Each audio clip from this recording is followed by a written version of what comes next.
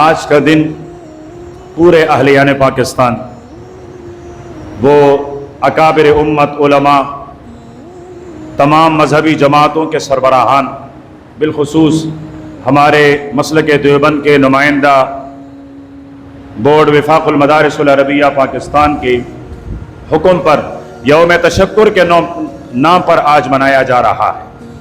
یعنی یہ آج شکریہ کا دن ہے۔ ایک فتح ہمیں سن 74 میں ملی تھی اور دوسری فتح کل کے تاریخ میں ملی ہے۔ سن 74 میں بھی ایک تاریخی فیصلہ ہوا اور غاصبان نبوت، جنہوں نے قصر نبوت پر ڈاکہ ڈالا ہے، جنہوں نے میرے اور آپ کے محبوب آقا کے حرمت اور ان کی رسالت پر ڈاکہ ڈالنے کی کوشش کی ہے، ان کو مرتد کہا گیا۔ میں غیر مسلم کا لفظ استعمال نہیں کروں گا، اس لیے کہ غیر مسلم تو یہودی بھی ہیں، عیسائی بھی ہیں اور بھی بہت سارے ہیں، لیکن قادیانی غیر مسلم نہیں بلکہ مرتد ہے، تو ان کو مرتد کہا گیا۔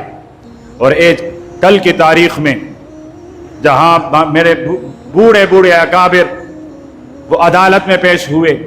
شیخ الاسلام محمد تقی عثمانی صاحب دامت برکاتہم العالیہ، ان کی کاوشیں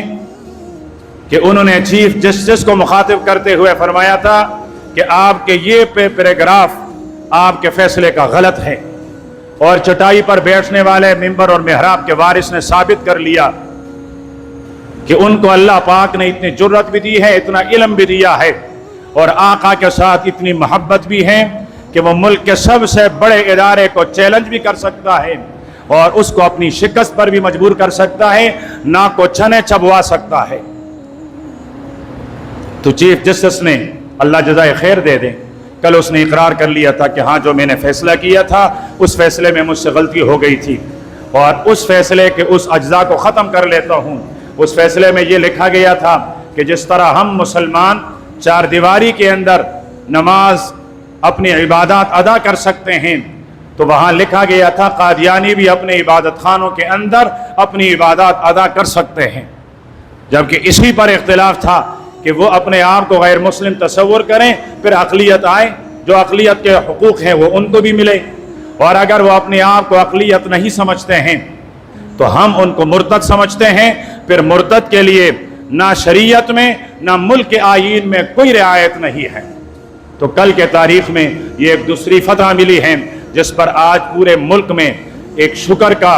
اور ایک خوشی کا کے طور پر منایا جاتا ہے۔ اللہ پاک ہمیں ایسی خوشیاں اس ملک میں ہر روز اور ہر ساعت نصیب فرمائیں۔ جنہوں نے کاوش کی ہیں، اللہ پاک ان کی اس کاوش اور محنت کو اپنی دربار میں قبول و منظور فرمائیں، اور ختم نبوت کے لیے اللہ پاک ہم سب کو ایک ادنا کارکن کے طور پر قبول فرمائیں، تاکہ کل حشر کے میدان میں اپنے آقا کی شفاعت کا کچھ حصہ ہمیں مل سکے۔ اس لیے کہ ہمارا دامن خالی ہے، ہمارے پاس کچھ بھی نہیں ہے، ہمارے دن بھی گناہوں سے آلودہ، ہمارے راتیں بھی گناہوں سے آلودہ، ہمارے مہینے اور ہفتے بھی گناہوں سے آلودہ، ہمارے سال بھی گناہوں سے آلودہ، ہماری 60 70 80 سال کی زندگیاں گناہوں سے بدبودار اور تعفن زدہ ہیں۔ ہمارے پاس امید کے ایک ہی کرن ہیں، اور وہ حشر کے میدان میں محمد عربی صلی اللہ علیہ وسلم کی شفاعت ہے،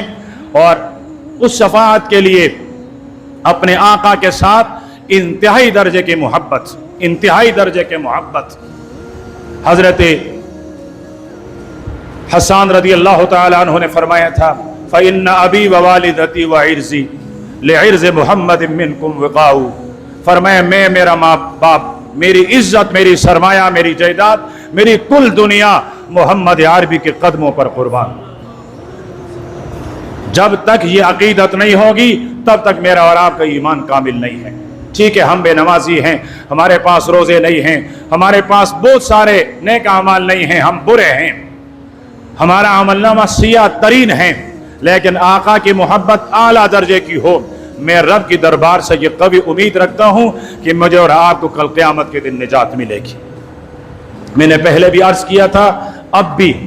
میرے والد ہیں، میرا لیڈر ہے، میرا بڑا ہے، میرا سربراہ ہے، میرا مرشد ہے، میرا استاد ہے، میرا محسن ہے، سب کچھ ہے،